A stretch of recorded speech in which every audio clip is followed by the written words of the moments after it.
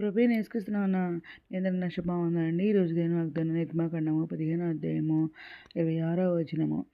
మీ దేవుడైన యెహోవాకును మీరు శ్రద్ధగా విని ఆయన దృష్టికి న్యాయమైనది చేసి ఆయన ఆజ్ఞలను విధేయులై ఆయన కట్టలన్నిటిని అనుసరించి నడిచినలా నేను ఐగుప్తు లెక్కలో చేసిన రోగములలో ఏది మీకు రానియను. నిన్ను స్వస్థపరిచే యెహోవా నేనే అని వాగ్దానించిన పరిశుద్ధాత్మను అర్ధరాత్రి లేచి ప్రార్థన చేసి తొలగించి మరలా ప్రార్థన చేసి దేవుని నిన్నప్పుడు దేవుడి వాగ్దానించారు. వెంటనే స్టేటస్ పెట్టిన చూడండి. ఇక్కడ నేను దినం కూడా ఉదయకాల సాయంత్రకాలం అర్ధరాత్రి ప్రార్థన చేసి స్వస్థత చేస్తున్నాను. బైబిల్ దేవుని కృపలను పూర్తి రాశారండి.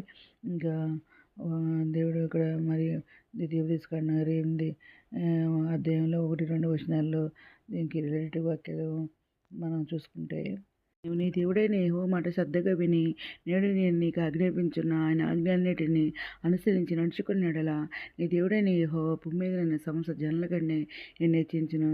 నీవు నీ దేవుడైన యెహోవా మాట విని యెడల ఈ దీవులన్నీ నీ మీదకి వచ్చి నీకు ప్రాప్తించును అని చెప్పేసి ఇక్కడ దేవుడు మాట్లాడుతున్నారు అనమాట అండి. ఇంకా ద్వితీయోపదేశకాండం 7వ అధ్యాయము 15వ వచనంలో, యెహోవా నీ యొద్ద నుండి సర్వరోగం తొలగించి నీవెరిగి ఉన్న ఐగుప్తులని కఠినమైన క్షయవ్యాధులన్నిటిని దూరపరిచి నేను ద్వేషించి వారి మీదకి వాటిని పంపించను అని చెప్పేసి కూడా దేవుడు ఇక్కడ మాట్లాడుతున్నారు. ఇంకా కీర్తన గ్రంథము 103వ అధ్యాయము 3వ వచనంలో, ఆయన నీ దోషములన్నిటిని క్షమించువాడు, నీ సంకటములన్నిటిని కుదుర్చువాడు అని చెప్పేసి దేవుడు ఇక్కడ మాట్లాడుతున్నారు. ఇంకా హోషేయ గ్రంథము 6వ అధ్యాయము 1వ వచనంలో, మనము యెహోవా యొద్దకు మరలుదము రండి, ఆయన మనల్ని చీల్చివేసెను, ఆయనే మనల్ని స్వస్థపరచును, ఆయన మనల్ని కొట్టెను, ఆయనే మనల్ని బాగు చేసిన అని చెప్పేసి ఇక్కడ దేవుడు మాట్లాడుతున్నారు.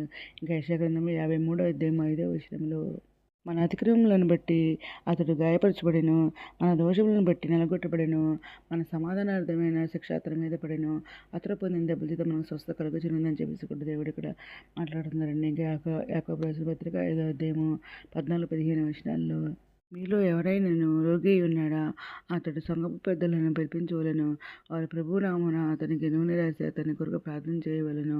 విశ్వాసరహితమైన ప్రార్థన రోగిని స్వస్థపరచును, ప్రభు అతను లేపును, అతడు పాపం చేసిన వాడైతే పాపక్షమాపణ అందును అని చెప్పేసి ఇక్కడ దేవుడు మాట్లాడుతున్నారండి. ఇంకా నిర్గమకాండము 23వ అధ్యాయము 25-26 వచనాల్లో, నీ దేవుడైన యెహోవానే సేవింపవలెనప్పుడు ఆయన నీ ఆహారమును నీ పానమును దీవించును.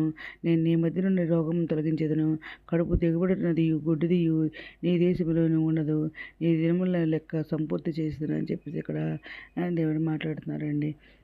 ఇంకా సామెతల గ్రంథము 4వ అధ్యాయము 20-22 వచనాల్లో, నా కుమారుడా నా మాటలను ఆలకింపుము, నీ వాక్యములకు నీ చెవి యోగ్యము, నీ కన్నుల ఎదుట నుండి వాటిని తొలగిపోనీయకము, నీ హృదయమందు వాటిని భద్రం చేసుకునము, దొరికిన వాటికి అవి జీవమును వారి సర్వ శరీరములకు ఆరోగ్యమును ఇచ్చును అని దేవుడు ఇక్కడ మాట్లాడుతున్నారండి.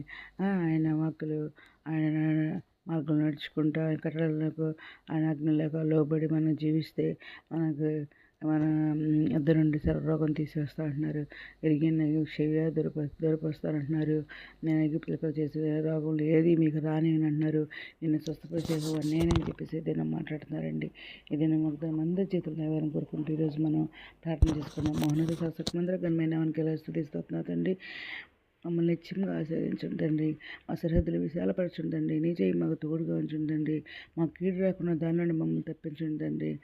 మీతో రాని మీరు ఇష్టానికి మీ అందరూ సిద్ధంటే అప్పుడు చెప్పమని ఎత్తప్రగంలోనే బాగా దయచేయమని మా ప్రభు పేరు నిసుకుస్తపరిస్తమైన నామన అడిగి వేడుకుంటూ ప్రార్థిస్తాం తండ్రి. మీ అందరి ప్రార్థనలు మా కుటుంబం నుంచి కూడా ప్రే చేయమని మనం చేసుకున్నాను. ప్రభు సేవలో మీ సహోదరి. God bless you.